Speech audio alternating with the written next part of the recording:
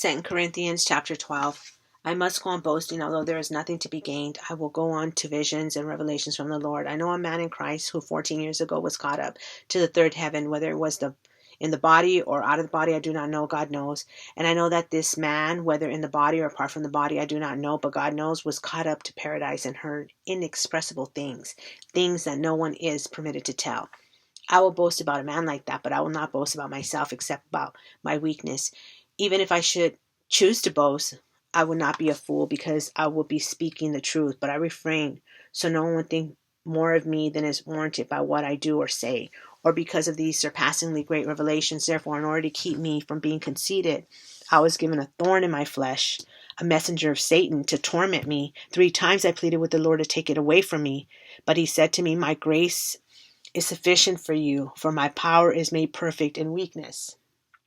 Therefore, I will boast all the more gladly about my weakness, so that Christ's power may rest on me. That is why, for Christ's sake, I delight in weakness, in insults, in hardships, in persecutions, in difficulties. For when I am weak, then I am strong. I have made a fool of myself, but you drove me to it. I ought to have been commended by you, for I am not in the least inferior to the super apostles, even though I am nothing. I persevered in demonstrating among you the marks of a true apostle, including signs, wonders, and miracles. How were you inferior to the other churches except that I was never a burden to you? Forgive me this wrong. Now I'm ready to visit you for the 3rd time, and I will not be a burden to you, because what I want is not for your possessions, but you. After all, children should not have to save up for their parents, but parents for their children. So I will very gladly spend for you everything I have and expend myself as well. If I love you more, will you love me less?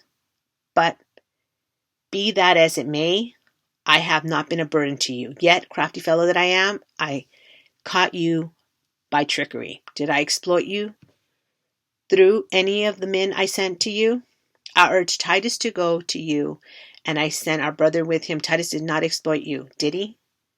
Did we not walk in the same footsteps by the same Spirit? Have you been thinking all along that we have been defending ourselves to you?